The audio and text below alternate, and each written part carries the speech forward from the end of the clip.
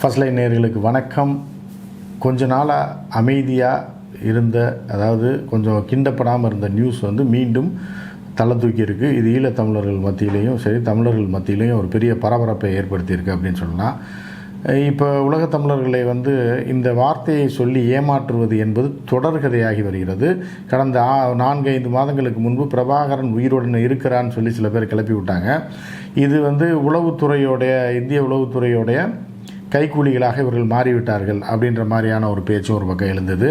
இன்னொரு பக்கம் வந்து பார்த்திங்கன்னா, நம்பகத்தன்மையான திரு நெடுமாறனை போன்றவர்கள், பிரபாகரனுக்கு மிக நெருக்கமாக இருந்தவர்கள் இது போன்ற விஷயங்களை சொன்னாங்க. இன்னும் சில பேர் வந்து சும்மா மேம்போக்காக தொடர்பு இருக்கிற மாதிரி காமிச்சுக்கிறக்கூடிய சில பேர் வந்து பிரபாகரன் அவர்கள் வந்து உயிரோடு இருக்கார் அப்படின்ற மாதிரி சொன்னாங்க. இதை வந்து நம்ம ஏற்கனவே போட்டிருக்கோம். ஜீவா டுடேலையும் சரி, நெடுமாறன் அவர்களையும் பேட்டி எடுத்திருக்கோம், பலரை பேட்டி எடுத்து போட்டிருக்கோம். ஏன்னா இந்த ஈழத்தமிழ் விவகாரத்தை பொறுத்தவரை கிட்டத்தட்ட 25 வருடமாக நம்ம அதை ஃபாலோ பண்ணியிருக்கோம். போர் முடிந்து முதல் முறையாக ஈழத்தில் கால் வைத்த, அதாவது அங்கீகரிக்கப்பட்ட இலங்கை அரசிட்ட போராடி விசா பெற்று முதல்ல போய் கால் வச்சோம் நம்ம தான். சரிங்களா? 2009 போருக்கு அப்புறம் 2011 நம்ம தான் முதல் முறையாக போய் அங்கே வந்து ராஜபக்சே ஆட்சியில் இருக்கும்போதும், ஏனையன் சாலை அடைத்திருக்கும் போதும், இராணுவ கட்டுப்பாடு பயங்கரமாக இருந்த போதிலும் மிகப்பெரிய முயற்சிக்கு பிறகு ஃபஸ்ட்டு போன இந்தியன் ஜேர்னலிஸ்ட்டு நான் தான். சரிங்களா? அந்த ஒரு மிகப்பெரிய நம்பர் 1 டிவியாக இருந்த அந்த டிவிக்காக நான் அங்கே சென்றிருந்தேன், செய்தி ஆசிரியராக இருக்கும்போது. ஸோ வந்து இந்த இலங்கை தமிழ் விவகாரத்தை தொடர்ந்து நம்ம பார்த்துட்ருக்கோம். பிரபாகரன் மறைவை பற்றி பலரிடம் பேசியிருக்கிறோம், இராணுவ தளபதியிடம் பேசியிருக்கிறோம், அதை பார்த்தவர்கள் கருணாவிடம் பேசியிருக்கிறோம், கேபியிடம் பேசியிருக்கிறோம். இது போக அன்றைக்கு நடந்த சம்பவங்கள் குறித்து பல்வேறு தரப்பினர்கள், அங்கு இருந்த அந்த வட்டத்தில் இருந்த புலிகள், பின்னர் மாறி யதார்த்த மனிதர்களோட கலந்து விட்ட அந்த புலிகள்கிட்டையும் நம்ம பேசியிருக்கோம். ஸோ அங்கே என்ன நடந்தது அப்படின்றதையும் நம்ம சொல்லியிருக்கோம் பலவாறாக. இப்போ 4 மாதங்களுக்கு முன்பு இது போன்ற ஒன்று கிளப்பி விட்டாங்க. நிச்சயமாக வந்து பிரபாகரன் அவர்களுடைய ஒரு ஃபோட்டோவையோ இல்லை அவருடைய எந்தவித ஆவணங்கள் ஆதாரங்கள் இல்லாமல் ஒரு கதையை கிளப்பி விட்டாங்க. இது வந்து ஒரு உள்குத்து, உள் சதி அப்படியாக பார்க்கப்பட்டது உலக தமிழர்களால். அது அப்படியே முடிஞ்சு போச்சு. இப்போ என்ன பண்ணுறாங்க அப்படின்னா, பிரபாகரன் அவருடைய மகள் துவாரகாவும் அவருடைய மனைவி மதிவதனியும் உயிரோடு இருக்காங்க அப்படின்ற மாதிரி ஒரு விஷயத்தை கிளப்பி விட்ருக்காங்க. கிளப்பி விட்டு ஒரு கும்பல் வந்து இதை வந்து பெருசாக பூதாகரமாக ஆகிட்டு இருக்கு.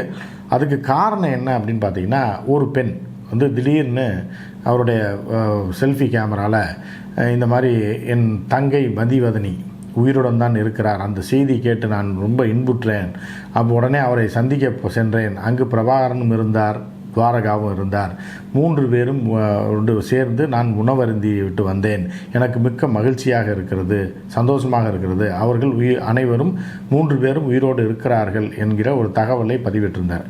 சரி, யாரா இது இந்த லேடி அப்படின்னா, அவர் ஒரு தமிழச்சி தான். சரி அப்படின்னு சொல்லி இது குறித்து ஈழத்தமிழர்கள் வந்து உலகம் பூரா பரவியிருக்காங்க இல்லையா? கனடா, ஆஸ்திரேலியா, ஃப்ரான்ஸ், அவர்கள் இல்லாத நாடே கிடையாது. கிரீன்லாந்து, ஐஸ்லாந்தில் கூட இருக்காங்க. சரியா? ஸோ அப்போ அவர்கள் வந்து தீவிரமாக இது பற்றி ஆய்வு செய்து விசாரிக்கும் போது அந்த பெண்மணி வந்து உண்மையிலேயே அவர் தங்கை முறை உள்ளவர் தான். யாருக்கு? அக்கா மதிவதனிக்கு.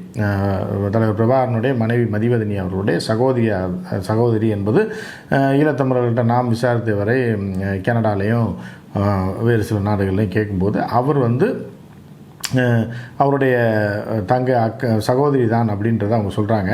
ஆனால் அவர் வந்து சித்தம் கலங்கி பித்து பிடித்தவர் அப்படின்றாங்க. ஏன்னா இவர் வந்து சைக்கியாட்ரிக் ட்ரீட்மெண்ட்டில் உள்ளவர், அதற்காக மருந்து சாப்பிட்டு கொண்டு இருக்கக்கூடியவர் அப்படின்னு சொல்கிறாங்க.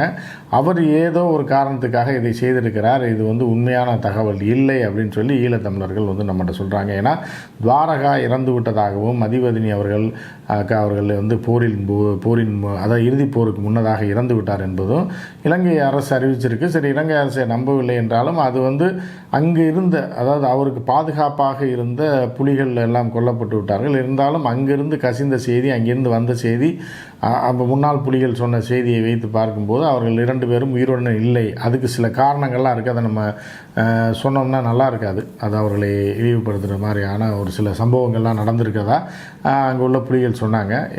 அப்படி இருக்கும்போது இதை வைத்து வசூல் பண்ணுறதுக்கு ஒரு கும்பல் வந்து வருஷம் கிளம்பிடுது அப்படின்ற மாதிரியான ஒரு சூழல் தான் நிலவுது. ஏன்னா எப்படின்னா, துவாரகா இருக்கிறார். ஏன்னா ஈழத்தமிழர்களை பொறுத்த அளவுக்கு பார்த்திங்க அப்படின்னா தலைவர் மேலே உயிரே வைத்திருக்கக்கூடியவர்கள். அவர் ஒரு தேசிய தலைவர். அவர் வந்து பார்த்திங்கன்னா தமிழர்களோட ராஜராஜ சோழன், ராஜேந்திர சோழன் 1000 வருடங்களுக்கு முன்பு இருந்தாங்களா, அதற்கப்புறம் தோன்றிய ஒரு தலைவனாகத்தான் தமிழ் மக்கள் முழுவதும் உள்ள தமிழ் மக்கள் அவரை பார்க்கிறார்கள். எனவே அவருக்கு ஏதாவது இருக்குது, அவர் உயிரோடு இருக்கார் அப்படின்னா நிச்சயமாக அதை விட சந்தோஷப்படக்கூடிய மனிதர்கள் ஈழத்தமிழர்கள் யாருமே இருக்க முடியாது. அப்படி ஒரு மகிழ்ச்சியான செய்தி தான் அவர்கள் குடும்பத்தோடு உயிரோடு இருந்தால். ஆனால் இதை வைத்து சம்பாதிப்பதற்காக ஒரு கும்பல் வந்து சுற்றிக்கிட்டு இருக்குது. அது வந்து பல்வேறு கும்பல்கள். அது என்ன, எல்லா நாட்டிலையும் எல்லாரும் தமிழனான் தான் எல்லாம் சுத்தமானவன் எல்லாம் நல்லவன் அப்படின்லாம் நம்ம சொல்ல முடியாது.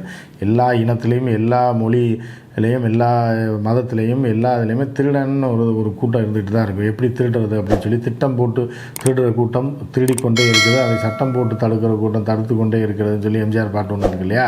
ஸோ அந்த மாதிரி திட்டம் போட்டு திருடுற கூட்டம் இருந்துக்கிட்டே இருக்கும். இவர்கள் வந்து அவ்வப்போது என்னன்னா பெருமளவு பணம் வந்து இதனால் வசூல் பண்ண முடியும் அப்படின்றனால இந்த வேலையை செய்கிறாங்க. ஒன்று. ரெண்டாவது வந்து என்ன சொல்கிறாங்கன்னா, போர்க்காலம் முடிந்த பிறகு 2009 போர்க்காலம் முடிந்த பிறகு ஒரு வருடத்தில் அதாவது சிங்கள இராணுவத்தோட நகுலன் என்பவரும் ராம் என்பவரும் சிக்கிறாங்க. இவர்கள் 2 பேரும் ஒரு சிறிய தளபதிகளாக புலிகள் இதில் இருந்தவங்க. ஸோ இவர்களை வந்து பொதுமக்களுக்கும் நன்கு அறிந்தவர்கள். இவர்கள் 2 பேரையும் இராணுவம் தன் கட்டுப்பாட்டில் வைத்து கொண்டு அவர்களை வைத்து அறிவிப்புகளை வெளியிட்டு, பிரபாகரன் உயிருடன் இருக்கிறார், அவரோட மனைவி உயிருடன் இருக்கிறார், அவர்களை காப்பாற்ற வேண்டும் சொல்லி ஒரு அக்கௌண்ட் நம்பரை கொடுக்குறாங்க. சரியா, இது கடந்த காலத்தில் நடந்தது.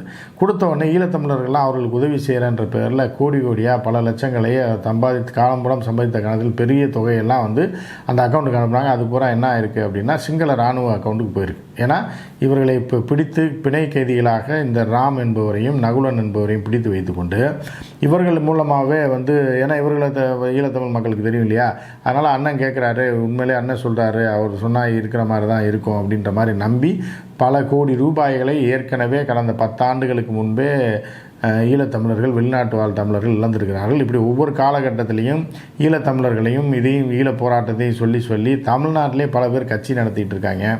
பல பேர் அதை வைத்து சாப்பிட்டு வாழ்க்கையை ஓட்டிகிட்டு இருக்கவங்களாம் நிறையா பேர் தமிழ்நாட்டில் இருக்கான். அதே மாதிரி இலங்கையிலும் அவ்வப்போது ஈழத்தமிழர்களிடம் வசூல் பண்ணி சாப்பிடக்கூடிய இலங்கை தமிழனும் இருக்கான். ஏன்னா தொழிலதிபர்களும் இருக்காங்க.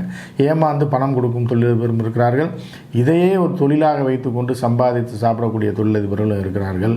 எனவே வந்து இந்த தகவல் வெளியாக இருக்கு இல்லையா, இந்த பெண் இப்போ நீங்கள் நம்ம வீடியோவில் பார்த்தீங்கல்ல, இந்த பெண் வந்து அவருக்கு சகோதரி முறை வேண்டும் என்பது உண்மைதான். ஆனால் இவர் எங்கே சந்தித்தார், எப்போ சந்தித்தார்ன்றதை பற்றி ஒன்றும் இல்லை.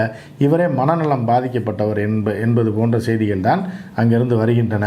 எனவே இது முற்றிலும் நிச்சயமாக நாம் பார்த்தவரை அந்த இலங்கை அரசியலையும் சரி, பிரபாகரன் அவர்களையும் சரி, அந்த ஈழ போராட்டத்தையும் சரி நாம் வாட்ச் பண்ணி நம்ம வந்து செய்தி சேகரித்து 25 வருடங்களுக்கு மேலாக அந்த ஈழ விவகாரங்களை பார்த்து பயணித்து கொண்டிருக்கிறோம்.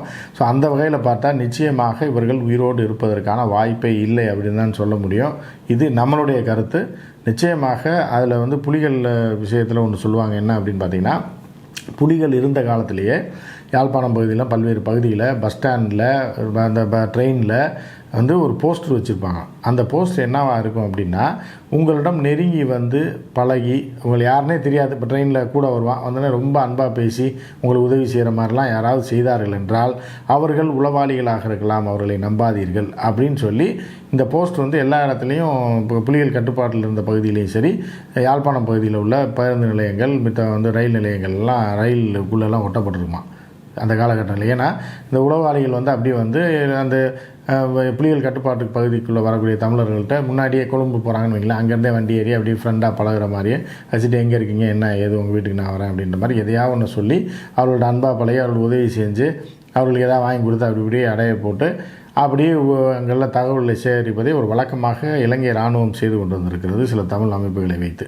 சரியா, அப்போ அதனால தான் வந்து பிரபாகரன் வந்து அங்கே அதிகாரத்தில் இருக்கும்போது, ஈழம் அவர்கள் கட்டுப்பாட்டில் இருக்கும்போது பல்வேறு இடங்களில் அந்த போஸ்டர்களை ஒட்டியிருப்பாங்களாம். கூட வந்து உதவி செய்கிறான், சம்மந்தம் இல்லாத வந்து உங்களுக்கு ரொம்ப அன்பாக பரிவாக பேசுகிறான் அப்படின்னு உங்களோட ட்ராவலிங்கில் கூடயே வரும்போது இந்த மாதிரிலாம் பண்ணுறாங்க அப்படின்னா அவர்கள் உளவாளிகளாக இருக்கலாம், சுதாரிப்பாக இருங்கள் போஸ்டர் ஒட்டியிருக்குமா. அந்த மாதிரி இப்பையும் ஈழத்தமிழர்களுக்கு வந்து எம்முடைய சார்பில் நாம் கேட்டுக்கொள்வதெல்லாம் வந்து எதையும் ஆராயாமல் யாருக்கும் பணம் அனுப்புகிறதோ, அவர்கள் இருக்கிறார்கள் என்று உணர்ச்சி வசப்பட்டு எதையாவது செய்வதை தவிர்க்க வேண்டும். அவர்களுக்கு சொல்கிற அளவுக்கு நம்ம ஒன்றும் பெரிய ஆள் இல்லை இருந்தால் கூட அவர்களுக்கு ஒரு விழிப்புணர்வை ஏற்படுத்த வேண்டும் என்பதற்காகத்தான் இந்த பதிவை நான் இடுகிறேன். மற்றும் ஒரு நிகழ்ச்சியில் சந்திப்போம். நன்றி, வணக்கம்.